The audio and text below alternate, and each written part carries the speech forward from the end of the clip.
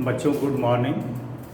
हम लोग ray optics का ये refraction through curve surface chapter पढ़ रहे थे और refraction through curve surface chapter में हम लोगों ने कर्व सरफेस कॉनकेव और कर्व सरफेस कॉन्वेक्स ये दोनों का रिफ्रैक्शन फार्मूला पढ़ा, उसका डेरिवेशन भी किया।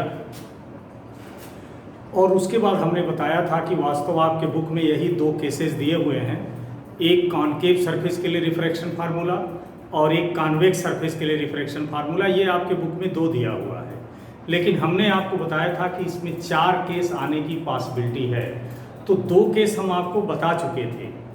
बाकी दो केस में और करने हैं, जिसमें अंतर बस यही हो जाएगा कि इन 2 केसेस में जो कॉन्वेक्स और कॉनकेव सरफेस के लिए रिफ्रैक्शन फार्मूला हमने डिराइव किया है, इसमें फर्स्ट मीडियम हम लोगों ने रेयर लिया था और सेकंड मीडियम डेंसर लिया था। अब आप क्या कीजिएगा कि जो बाकी के 2 केस हैं उनमें कॉनकेव और कॉन्वेक्स के लिए फिर फार्मूला डिराइव कीजिएगा और फर्स्ट मीडियम को डेंसर और सेकंड मीडियम को रेयर ले लीजिएगा। तो ये चारों केस कंप्लीट हो गया। अब इसमें आपको याद होगा कि कॉन्वेक्स स्फेरिकल सरफेस से रिलेटेड कुछ टर्म्स जब हम लोग पढ़ रहे थे तो उसमें हमने फर्स्ट फोकल पॉइंट और फर्स्ट फोकल डिस्टेंस ये हेडिंग डाल के छोड़ दिया था और कहा था इसको रिफ्रैक्शन फार्मूला पढ़ने के बाद पढ़ा जाएगा। तो आप जहाँ हेडिंग डाले थे first focal point and first focal distance, उसको यहाँ देखिए। तो आप हेडिंग डाल लें फर्स्ट फोकल पॉइंट एंड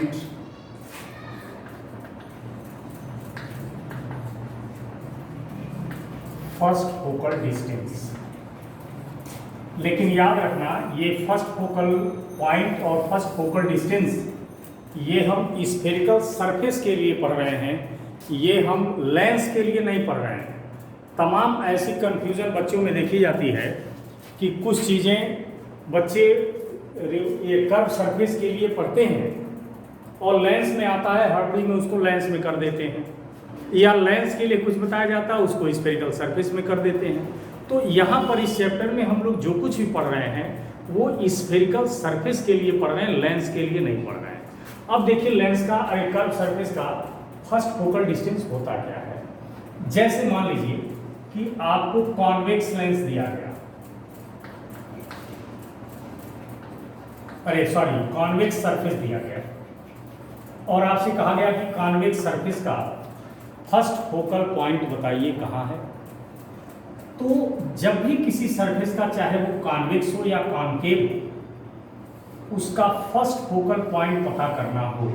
मान लीजिए ये कॉन्वेक्स सरफेस है, आप पहचान भी रहे हो ये कॉन्वेक्स सरफेस है, और इसका हमें पता लगाना है कि फर्स्ट फोकल पॉइंट कहाँ है। तो किसी भी सरफेस का फर्स्ट फोकल पॉइंट जानना है तो उसका बड़ा सीधा सा तरीका है कि प्रिंसिपल एक्सिस का वो पॉइंट पता करो जहाँ पे ऑब्जेक्ट रखने पर इमेज इन्फिनिटी पर बन जाए। तो चाहे वो कॉनकेव सरफेस हो चाहे वो कॉन्वेक्स सरफेस हो, यदि आपको फर्स्ट फोकल पॉइंट पता करना है तो उसका बड़ा सीधा सा उपाय है कि प्रिंसिपल एक्सिस पर वो पॉइंट पता करो जहाँ पे ऑब्जेक्ट यदि रख दिया जाए तो उसका इमेज इन्फिनिटी पर बने। जैसे मान लीजिए कि प्रिंसिपल एक्सिस का ये पॉइंट है, हमने यहाँ पर एक ऑब्जेक्ट रख दिया और जब इस ऑब्जेक्ट की इमेज बनाएंगे सरफेस से तो ये ऐसे रिफ्लेक्ट कर दे रही है रे को। ऑब्जेक्ट से जाने वाली रे हम सरफेस पे ले गए और सरफेस ने रे को रिफ्लेक्ट किया और रे रिफ्लेक्ट होकर प्रिंसिपल एक्सिस के पैरेलल हो गई। तो आप जानते हो कि यदि कोई रिफ्लेक्टेड रे प्रिंसिपल एक्सिस के पैरेलल है इसका मतलब इमेज इन्फिनिटी पर बन रहा है। तो आपने देखा कि यदि हम ऑब्जेक्ट को यहाँ पर रख दें तो यहाँ पर रखे ऑब्जेक्ट की इमेज इन्फिनिटी पर बन रही है। तो यही पॉइंट जो है वो स्फेरिकल सरफेस का फर्स्ट फोकल पॉइंट हो जाता है। तो फर्स्ट फोकल पॉइंट का यदि आपको फर्स्ट फोकल पॉइंट का डेफिनेशन लिखना है तो आप डेफिनेशन यही लिख दीजिएगा कि प्रिंसिपल एक्सिस का वो पॉइंट जहाँ पे ऑब्जेक्ट रखने पर उसकी इमेज इन्फिनिटी पर बने उसी पॉइंट को फर्स्ट फोकल पॉइंट कहते हैं। और सरफेस से या पोल से फर्स्ट फोकल पॉइंट की डिस्टेंस फर्स्ट फोकल डिस्टेंस कहलाती है, और फर्स्ट फोकल डिस्टेंस को भी F1 से लिखते हैं। चूंकि incident ray left to right जा रही है और ये डिस्टेंस राइट टू लेफ्ट है, इसलिए माइनस होगा। इसका मतलब कि कॉन्वेक्स सरफेस का फर्स्ट फोकल डिस्टेंस नेगेटिव होता है, यानी कॉन्वेक्स सरफेस का फर्स्ट फोकल पॉइंट सरफेस के लेफ्ट साइड में होता है। एक बार फिर समझ लीजिए, प्रिंसिपल एक्सिस का वो पॉइंट जहां ऑब्जेक्ट रखने पर उसकी इमेज इन्फिनिटी पर बने, उसी को फर्स्ट फोकल पॉइंट कहते हैं, और सरफेस से फर्स्ट फोकल पॉइंट की डिस्टेंस फर्स्ट फोकल डिस्टेंस कहलाती है। अब फर्स्ट फोकल डिस्टेंस का यदि आप रिफ्लेक्शन फार्मूला निकालना चाहते हैं तो देखिए,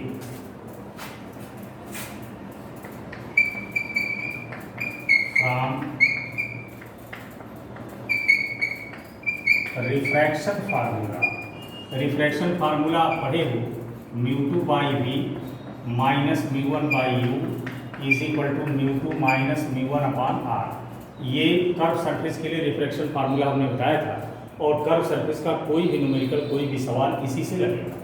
अब मान लीजिए ये सेकंड मीडियम है, इसका रिफ्रैक्टिव इंडेक्स μ2 है, और ये फर्स्ट मीडियम है, इसका रिफ्रैक्टिव इंडेक्स μ1 है, ठीक है, और इस सरफेस की रेडियस आप कर्वेचर r है।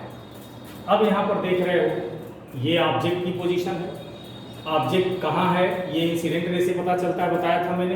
तो इंसिडेंट रे को देख के पता चलता है कि ऑब्जेक्ट ये है, तो सरफेस से ऑब्जेक्ट की डिस्टेंस F1 है, यानी ऑब्जेक्ट की डिस्टेंस F1 लिख लीजिए। अभी हम साइन कन्वेंशन नहीं ले रहे हैं, क्योंकि साइन कन्वेंशन नहीं लेंगे तो फार्मूला में साइन आ जाएगा। इमेज इन्फिनिटी पर बन रहा है, इसलिए इमेज की डिस्टेंस इनफाइनाइट हो गई, और रेडियस ऑफ कर्वेचर r है ही। अब इसी फार्मूले में इसको पुट कर दीजिए, इसको हम इक्वेशन 1 मान ले गए हैं फ्रॉम इक्वेशन 1। अब यही दोनों वैल्यूज इक्वेशन 1 में पुट कर दो, तो ये है μ2 बाई वी, तो μ2 बाई वी की जगह इनफाइनाइट हो जाएगा, माइनस μ1 बाई यू। अब यहाँ पर ऑब्जेक्ट की डिस्टेंस हमने F1 से लिखी है, तो F1 हो जाएगी is equal to μ2 minus μ1 upon r, ठीक है। अब ये तो 0 हो गया, तो ये हो गया minus μ1 upon F1 is equal to μ2 minus μ1 upon r. Hence F1 upon μ1 will be equals to minus μ2 minus μ1 upon are. तो यहाँ से F1 इज इक्वल टू हो जाएगा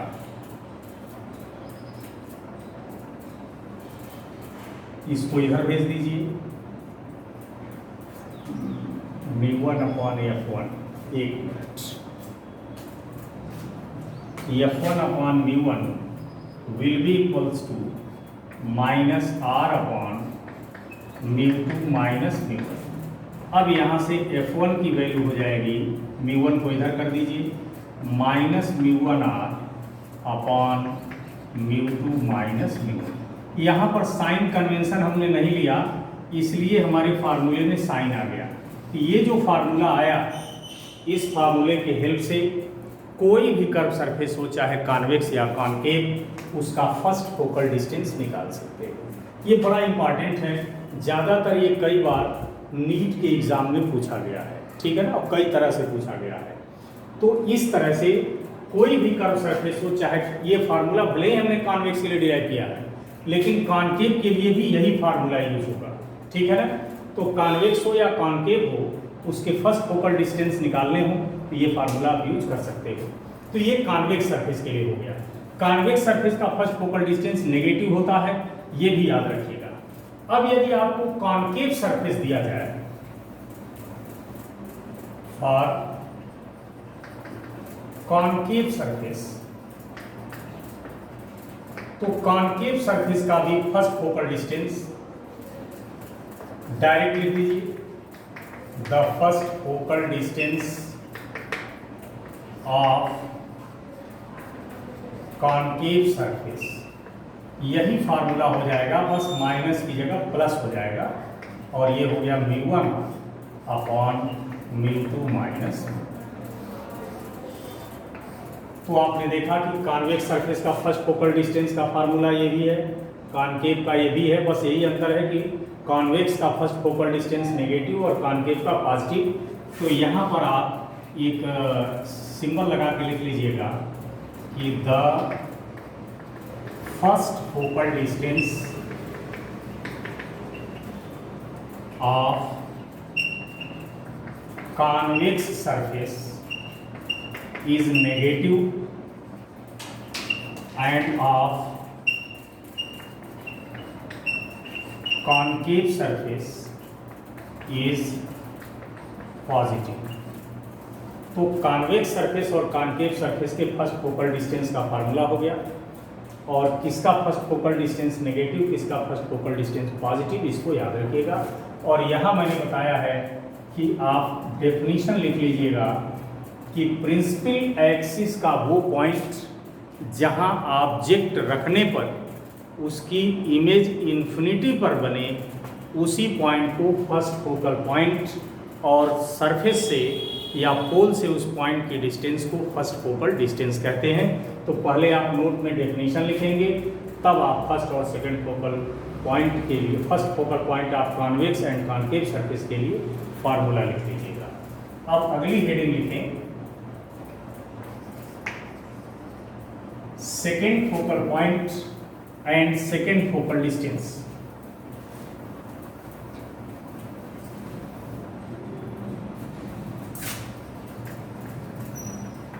second focal point and second focal distance.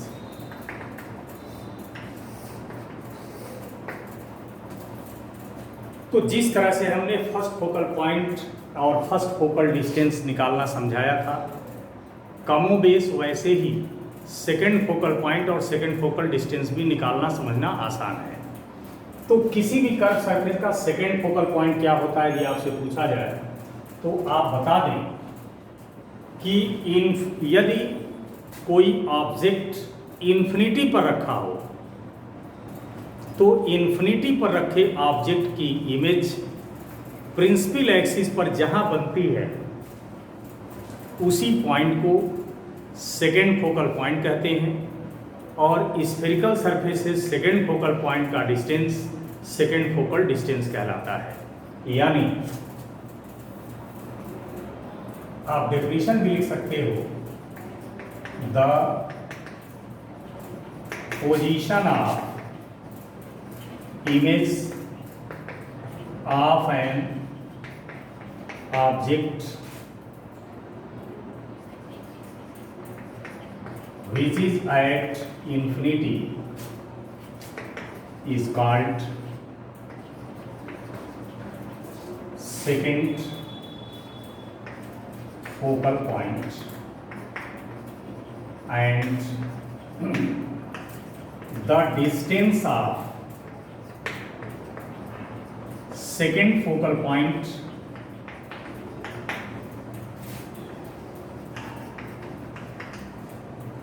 the distance of second focal point from pole is called second focal distance। यानी यदि आपको पता करना है कि किसी कर्व सरफेस का सेकेंड फोकल पॉइंट कहाँ है, तो आप क्या करो कि एक ऑब्जेक्ट को इन्फिनिटी पर रख दो और देखो कि जो ऑब्जेक्ट इन्फिनिटी पर रखा है उसकी इमेज प्रिंसिपल एक्सिस पे कहाँ बन रही है। तो इन्फिनिटी पर रखे ऑब्जेक्ट की इमेज प्रिंसिपल एक्सिस पर जहाँ बनेगी उसी पॉइंट को सेकेंड फोकल पॉइंट कहते हैं। इसको फिगर से भी दिखा सकते हो। मान लीजिए ये फार्मूला हम डिराइव, सेकेंड फोकल पॉइंट का फार्मूला डिराइव कर रहे हैं फॉर कॉन्वेक्स सरफेस। मान लीजिए यह एक कॉन्वेक्स सरफेस है और ये प्रिंसिपल एक्सिस है। ऑब्जेक्ट हमें लेना है इन्फिनिटी पर, तो आप जानते हो कि यदि ऑब्जेक्ट इन्फिनिटी पर है तो इंसिडेंट रे प्रिंसिपल एक्सिस के पैरेलल होगी। ये हम पहले प्रैक्टिस करा चुके हैं। तो अब यदि ये ऑब्जेक्ट इन्फिनिटी पर है, वहाँ से ये रे आ रही है प्रिंसिपल एक्सिस के पैरेलल, रिफ्रैक्शन के बाद यदि प्रिंसिपल एक्सिस पे यहाँ मिल गई तो यही रिफ्लेक्टेड रे है। रिफ्लेक्टेड रे देखने से लग रहा है कि यहाँ पे इमेज बनी है, तो इन्फिनिटी पर रखे ऑब्जेक्ट की इमेज जहाँ बनती है वही पॉइंट सेकेंड फोकल पॉइंट कहलाता है। और पोल से यानी सरफेस से सेकेंड फोकल पॉइंट की डिस्टेंस सेकेंड फोकल डिस्टेंस कहलाती है। आप देख रहे हो कि कॉन्वेक्स सरफेस का सेकेंड फोकल डिस्टेंस पॉजिटिव है और कॉन्वेक्स सरफेस का फर्स्ट फोकल डिस्टेंस आपने देखा था नेगेटिव है। अब सेकेंड फोकल डिस्टेंस का फार्मूला निकालना है, तो आप वही रिफ्लेक्शन फार्मूला लगाइए।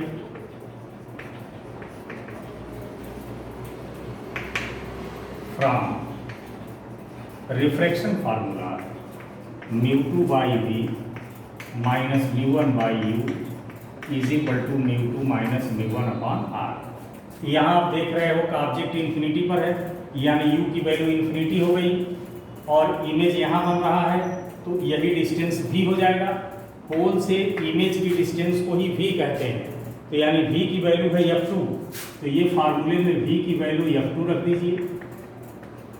u की वैल्यू ऑब्जेक्ट इन्फिनिटी पर है is equal to μ2 minus μ1 upon R. तो यहाँ से आप इसको जीरो हो जाएगा, या इसको लिख सकते हो f2 upon μ2 will be equals to r upon μ2 minus μ1।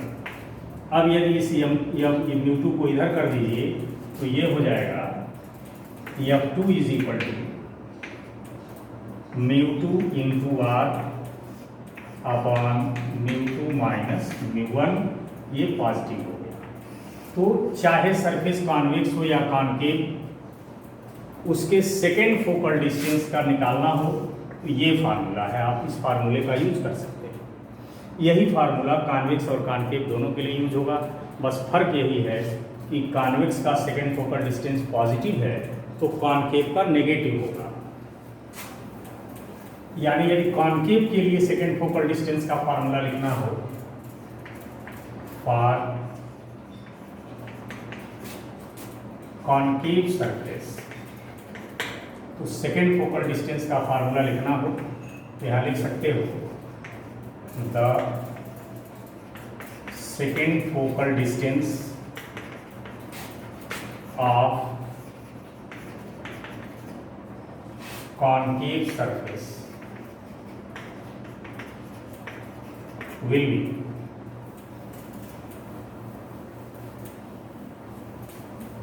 Formula तो यही हो जाएगा, साइन चेंज हो जाएगा।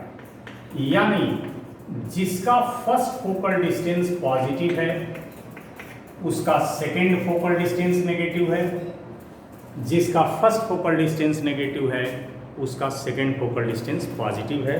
तो किसका फर्स्ट फोकल डिस्टेंस पॉजिटिव होता है, किसका नेगेटिव, किसका सेकेंड फोकल डिस्टेंस पॉजिटिव होता है, किसका नेगेटिव, इसको भी याद कर लीजिएगा। तो कॉनकेव और कॉन्वेक्स सरफेस के लिए फर्स्ट फोकल डिस्टेंस और फर्स्ट फोकल पॉइंट कैसे पता करते हैं, डेफिनेशन क्या है, फार्मूला क्या है, ये आपको हमने बता दिया। अब फर्स्ट फोकल पॉइंट और फर्स्ट फोकल डिस्टेंस में आप रिलेशन निकाल लीजिए। यही रिलेशन कई बार नीट के एग्जाम में पूछा गया है। आगे हेडिंग लिख लेंगे, relation between first and second focal distance.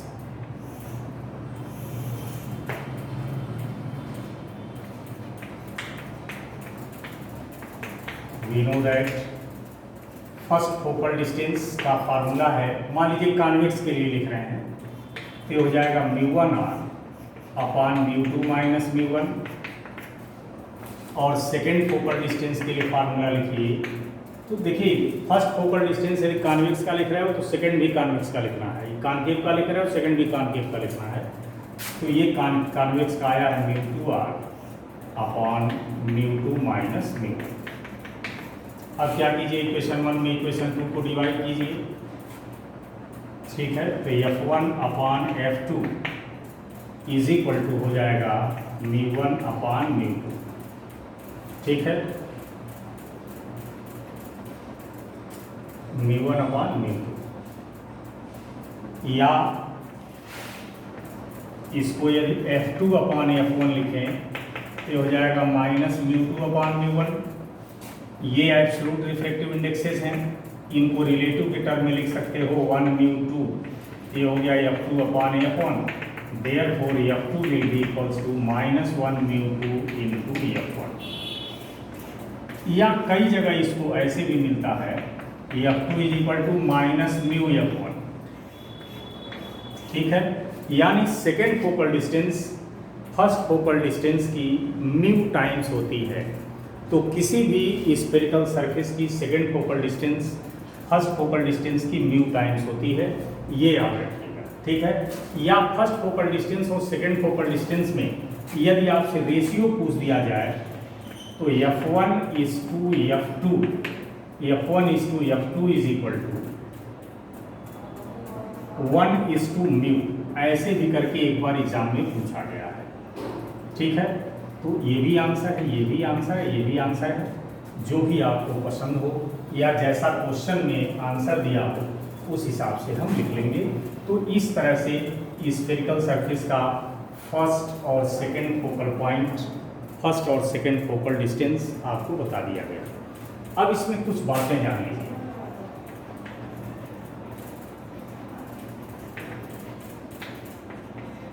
Some useful points,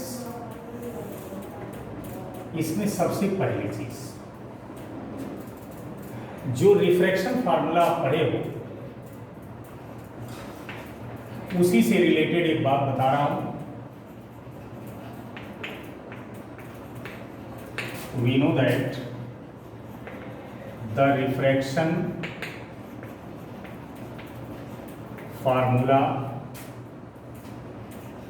for curve surfaces is, तो कर्व सरफेसेस का रिफ्लेक्शन फार्मूला होता है mu 2 by we minus mu 1 by you is equal to mu 2 minus mu 1 upon R, ठीक है।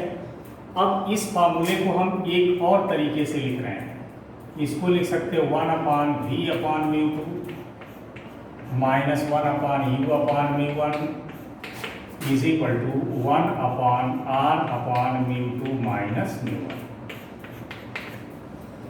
ये जो अभी refraction formula बताया हूँ, इस रिफ्रैक्शन फार्मूला को आप ऐसे भी लिख सकते हो।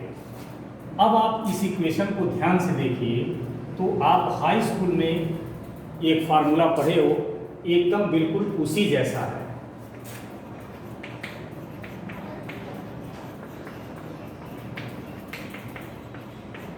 आप पढ़े हो 1 by we minus 1 by you is equal to 1 by f, ये फार्मूला आप पढ़े हैं।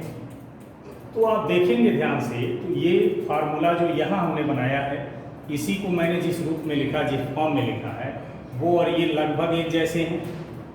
अब इन दोनों का कंपेयर कीजिए, comparing equation 1 and 2,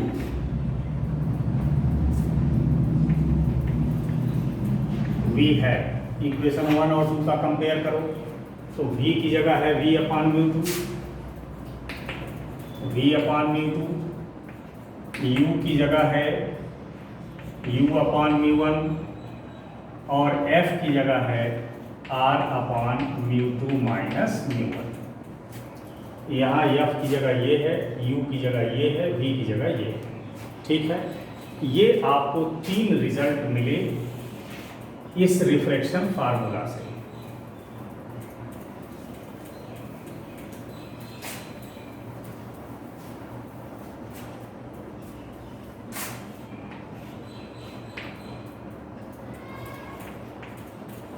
power of या सेकेंड पॉइंट, पावर ऑफ, चाहे इसी को लिखिए, स्फेरिकल सरफेसेस। तो स्फेरिकल सरफेस के पावर का फार्मूला होता है 1 बाई एफ। चूँकि एफ की वैल्यू ये है, तो 1 बाई एफ करोगे तो ये उलट जाएगा, ये हो जाएगा mu 2 minus mu 1 upon are. तो यदि कभी स्फेरिकल सरफेस का पावर पूछता है तो ये फार्मूला बता दीजिए। दूसरी चीज पूछ दिया जाता है कभी कभी, लीनियर मैग्नीफिकेशन।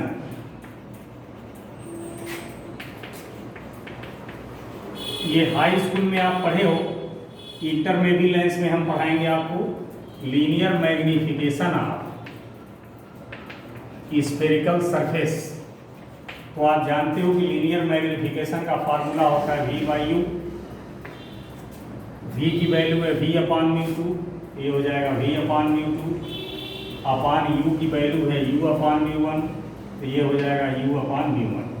इसको और सॉल्व करिए तो ये हो गया V/μ2 इंटू μ1/U, या ये हो गया μ1/μ2 इंटू D/U।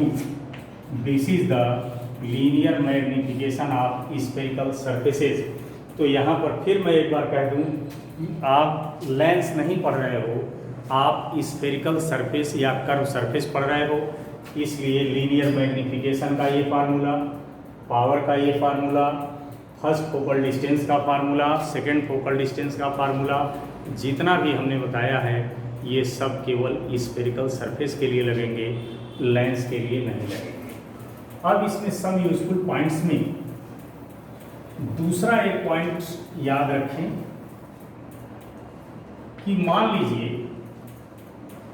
यदि आप कहीं रे डायग्राम बना रहे हो और कोई इमेज पोल पर बन गई, या कोई ऑब्जेक्ट यदि पोल पर है, जैसे कभी कभी हमने बताया है कि यदि 2 बार रिफ्रैक्शन हुआ तो 2 ऑब्जेक्ट और 2 इमेज होते हैं। तो यदि कहीं आप रे डायग्राम बना रहे हो या रे डायग्राम दिया हुआ है, उसमें यदि कोई ऑब्जेक्ट पोल पर है, यानी ऑब्जेक्ट की पोजीशन यदि पोल पर मिल रही है, तो उस ऑब्जेक्ट को कंसीडर नहीं करना है। यानी यदि कोई भी ऑब्जेक्ट पोल पर है, ऑब्जेक्ट की पोजीशन पोल पर है, तो उस ऑब्जेक्ट को आप कंसीडर नहीं करेंगे। तो इस तरह से आपका ये refraction of light through spherical surfaces, ये चैप्टर कहिए, टॉपिक कहिए, जो मन करे वो ख़त्म हो गया। अब हम लोग अपना अगला चैप्टर या अगली टॉपिक पढ़ेंगे, लेंस थ्योरी। तो ये refraction formula for spherical surface ख़त्म हो गया। तो आपने पढ़ लिया एक चैप्टर रे ऑप्टिक्स में इंट्रोडक्शन, एक पढ़ लिया refraction of light through plane surface 2, एक पढ़ लिया प्रिज्म थियरी, एक पढ़ लिया refraction of light through curve surface 4। अब 5वां चैप्टर लिखिए, लेंस थियरी। तो chapter number 5,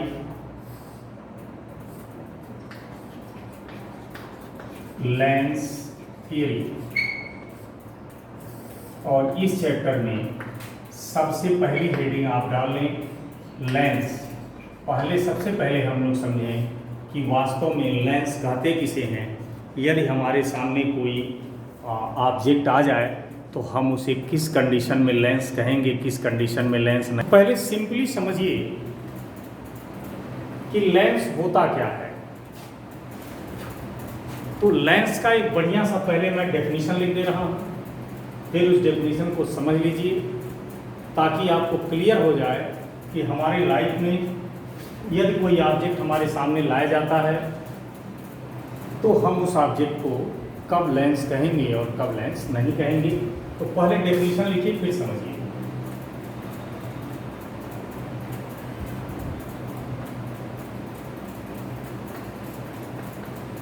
A piece of such transparent and homogeneous material which is bounded by two surfaces such that least one be curved या spherical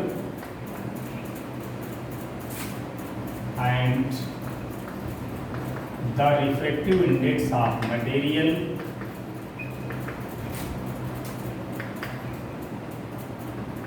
is different from the refractive index of surrounding called lens। यानी यदि आपको कोई ऐसा material दिया जाए जो homogeneous हो और ट्रांसपेरेंट हो, कोई भी मटेरियल, जरूरी नहीं है कि ग्लास का हो, यानी लेंस जब पढ़ रहे हो तो ये दिमाग में पिक्चर मत रखना कि लेंस का मतलब ग्लास ही हो गया, ऐसा कहीं नहीं है। आपके आंख में जो लेंस लगी है ये प्रोटीन की है, लिक्विड का लेंस बन सकता है, वाटर का लेंस बन सकता है, एयर का लेंस बन सकता है, कार्बन डाइसल्फाइड का लेंस बन सकता है। तो ये दिमाग से गफलत निकाल देना कि लेंस का मतलब ग्लास। इसीलिए हमने आपको डेफिनेशन लिखाया है कि ये piece of such transparent and homogeneous material, यानी कोई भी मटेरियल लीजिए, बस वो ट्रांसपेरेंट और होमोजीनियस होना चाहिए, जैसे glass, air, oil, glycerine, protein, ठीक है, कार्बन डाइसल्फाइड, बहुत सारे ऐसे मटेरियल हैं जो ट्रांसपेरेंट भी हैं और होमोजीनियस भी हैं। तो कोई एक ट्रांसपेरेंट और होमोजीनियस मटेरियल हो और वह दो सरफेस से बाउंड हो। कोई भी ट्रांसपेरेंट और होमोजीनियस मटेरियल लीजिए और वो दो सरफेस से बाउंड होना चाहिए, दो से ज़्यादा नहीं। और जिन दो सरफेस से वो बाउंड हो उसमें कम से कम एक सरफेस स्फेरिकल जरूर हो। दोनों भी स्फेरिकल हो कोई बात नहीं, लेकिन दोनों प्लेन नहीं हो सकते। एक कम से कम स्फेरिकल होना चाहिए, या दोनों स्फेरिकल हो तो भी ठीक है। और जो मटेरियल लिया है आपने, उसका रिफ्रैक्टिव इंडेक्स सराउंडिंग यानी आसपास वातावरण के रिफ्रैक्टिव इंडेक्स से डिफरेंट होना चाहिए। यदि इतने टर्म और कंडीशन कहीं फॉलो हो रहे हों तो आप उसे लेंस कर सकते हैं, ठीक है। तो आपसे प्रैक्टिकल में भी, जब आप प्रैक्टिकल एग्जाम का वाइवा देने जाते हो तो वाइवा के समय भी ये सारी छोटी चीज़ें पूछी जाती हैं। एग्जामिनर पूछ देता है कि लेंस से क्या समझते हो। कोई भी ऑब्जेक्ट आपके सामने रख दिया जाए, क्या वो लेंस हो सकता है? तो आप क्लियरली बताइए कि सर कोई भी मटेरियल हो, बस वो ट्रांसपेरेंट हो, होमोजीनियस हो, दो सरफेस से बाउंड हो, उन दोनों में से या तो दोनों सरफेस स्फेरिकल हो या कोई एक स्फेरिकल जरूर हो, और उसका रिफ्रैक्टिव इंडेक्स सराउंडिंग के रिफ्रैक्टिव इंडेक्स से डिफरेंट हो। यदि ऐसा सिचुएशन कहीं भी मिलेगा तो हम उसे लेंस कहेंगे। अदरवाइज इसमें से कोई एक कंडीशन फॉलो नहीं होता है तो हम उसे लेंस नहीं कह सकते। तो ये तो हो गया लेंस का डेफिनेशन। अब आगे लिखिए टाइप्स ऑफ लेंसेस।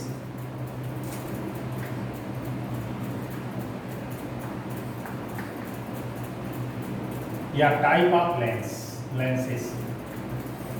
लेंस कितने टाइप के होते हैं? वैसे तो दो दो लेंस को कंबाइन करके बहुत सारे तरह के लेंस बनाए गए हैं, लेकिन हमारा मतलब उन बहुत सारे तरह के लेंस से नहीं है। बेसिकली फंडामेंटल तौर पर हम अपने डेली लाइफ में कितने लेंस यूज करते हैं उनका नाम बताना है। तो यदि आपसे कभी पूछा जाए कि लेंस कितने तरह का होता है, तो आप अपने रोज़मर्रा की ज़िंदगी में, डेली लाइफ में जितने तरह के लेंस यूज करते हो, बस उन्हीं का नाम फंडामेंटली बता दीजिए, लेंस का टाइप हो जाएगा। तो पहले हम फिगर से दिखाते हैं कि हम अपने रोज़मर्रा की ज़िंदगी में कितने तरह के लेंस यूज करते हैं, उनके नाम कैसे याद करते हैं। तो लेंस का टाइप जब लिखने को आएगा तो उन्हीं टाइप को लिख दीजिएगा। जैसे पहला, यहाँ चाहे तो लिख सकते हैं lens is mainly following types. पहला देखिए, मान लीजिए आपको हमने एक लेंस ये बनाया, ये मटेरियल है जो ट्रांसपेरेंट है और होमोजीनियस है। तो आप देख रहे हो कि बीच में जो हमने शेडेड किया है ये मटेरियल ट्रांसपेरेंट है और होमोजीनियस है, दो सरफेस से बाउंड है, दोनों स्फेरिकल है। और जब ये होमोजीनियस ट्रांसपेरेंट मटेरियल है, इसको शेडेड किया हूँ तो देखने से ही लग रहा है सराउंडिंग से डिफरेंट है, इसका मतलब इसका रिफ्लेक्टिव इंडेक्स सराउंडिंग से डिफरेंट है, इसलिए लेंस हुआ। अब इसका भी नाम रखना है, तो नाम कैसे रखते हैं? देखिए इसका राइट सरफेस कॉन्वेक्स है, बाहर की ओर उभरा हुआ है, और लेफ्ट सरफेस भी कॉन्वेक्स है, ये भी बाहर की ओर ऐसे उभरा हुआ है। तो लेफ्ट वाला सरफेस कॉन्वेक्स है, तो लेफ्ट वाले सरफेस का जो नाम है कॉन्वेक्स, उसमें ओ लगा देना है। नाम समझिए कैसे रखते हैं। लेंस का जो लेफ्ट साइड वाला सरफेस है, तो लेफ्ट साइड वाला सरफेस कॉन्वेक्स है, उसमें ओ लगा दो। राइट साइड वाला भी सरफेस कॉन्वेक्स है, उसमें कुछ नहीं लगाना है, कॉन्वेक्स ही रखना है। तो हो गया कॉन्वेक्सो कॉन्वेक्स लेंस इसका नाम। या चूंकि दोनों सरफेस कॉन्वेक्स है, इसलिए इसको बाई कॉन्वेक्स लेंस भी कह सकते हैं, बाई कॉन्वेक्स लेंस। या इसका नाम रख सकते हो डबल कॉन्वेक्स लेंस।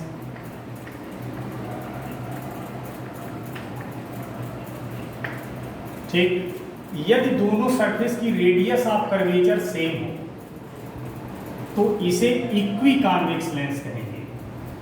तो यहां लिख लेना कि if the radius of curvature of both surfaces are same, then in that condition lens will be called equiconvex lens। equiconvex lens कहेंगे इसको, ठीक है, ये नाम है। और हम लोग जनरल देसी लैंग्वेज में इसी को कह देते हैं कॉन्वेक्स लेंस। जैसे आप लैब में जाइए और आपसे कहा जाए कॉन्वेक्स लेंस ले आओ, तो यही लाते हो, इसी को कॉन्वेक्स कहा जाता है। या हम ही कह दें कि ये कॉन्वेक्स लेंस उठा लाइए, तो आप इसी लेंस को कॉन्वेक्स, सिंपल शॉर्ट लैंग्वेज में इसको कॉन्वेक्स कह देते हैं। तो लेंस एक टाइप का ये। दूसरा, मान लीजिए ऐसा आपको लेंस दिया गया हो, ये भी ट्रांसपेरेंट और होमोजीनियस मटेरियल है, ये भी दो सरफेस से बाउंड है, एक स्फेरिकल है एक प्लेन है, लेकिन कम से कम एक स्फेरिकल तो है, इसलिए ये भी लेंस हुआ। इसका नाम देखिए, इसका राइट वाला सरफेस कॉन्वेक्स है, तो राइट सरफेस में के नेम में वो जोड़ दीजिए।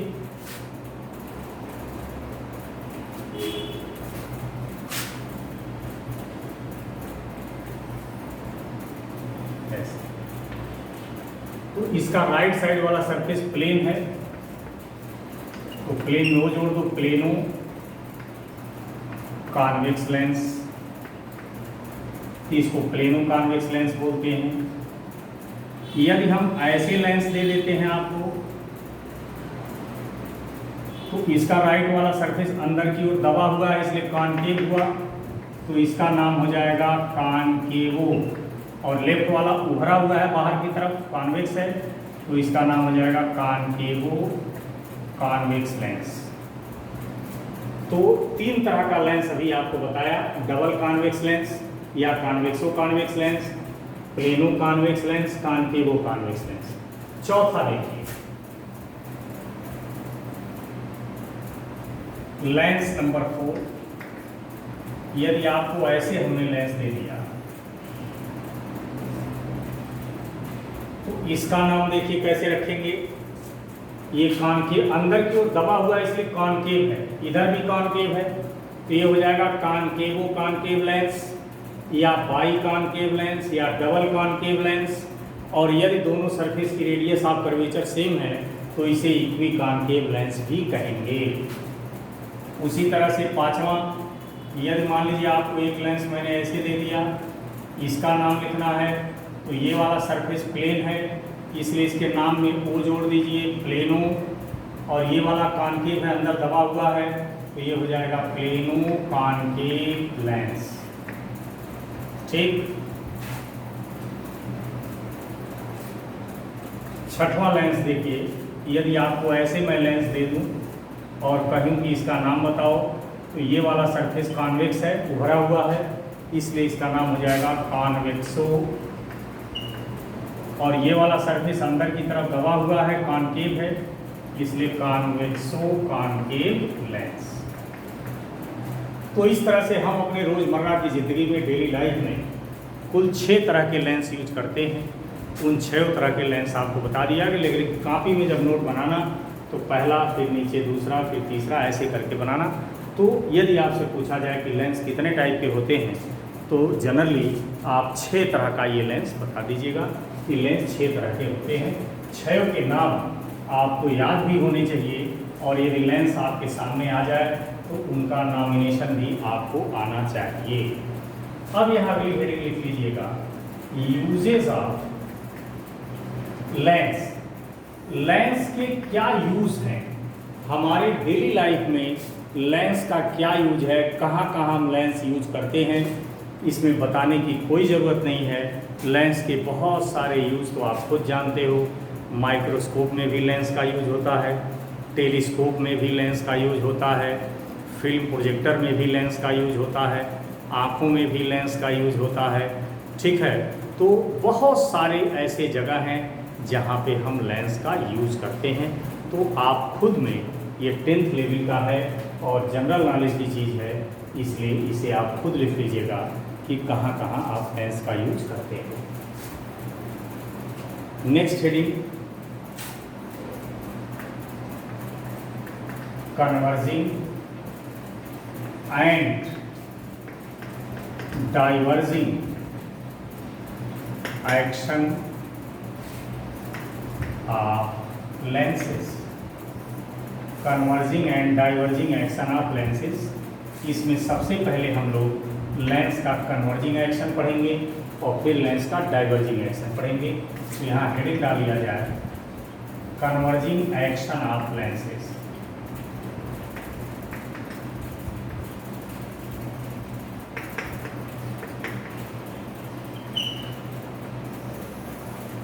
ठीक है, इसमें आपको एग्जामिनेशन में कन्वर्जिंग एक्शन ऑफ लेंसेज से रिलेटेड 2 चीज़ें पूछी जाती हैं, दोनों को कायदे से। तो देखिए कन्वर्जिंग एक्शन ऑफ लेंस है क्या। आप जानते हो, 10th में भी पढ़े हो, यदि आपको एक कॉन्वेक्स लेंस दिया जाए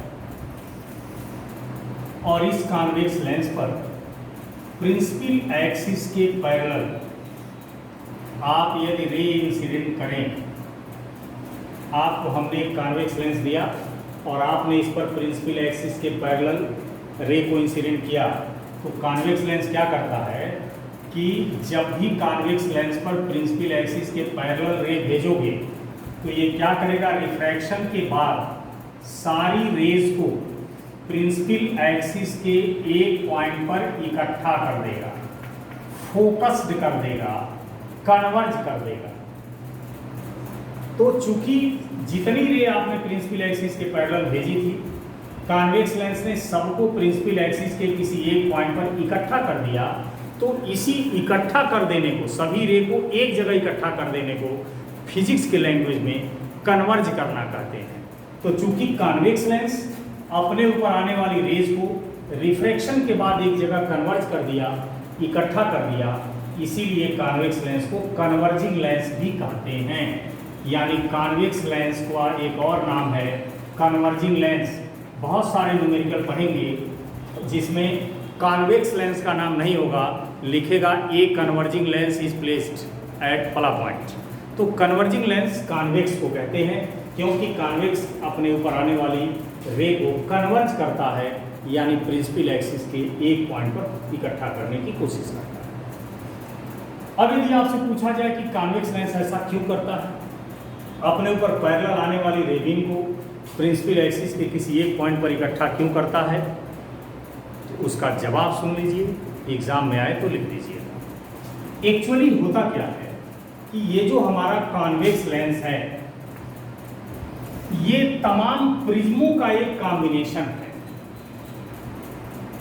कॉन्वेक्स लेंस जो आपको ये दिखाई दे रहा है, ये वास्तव में बहुत सारे प्रिज्मों का एक कॉम्बिनेशन है।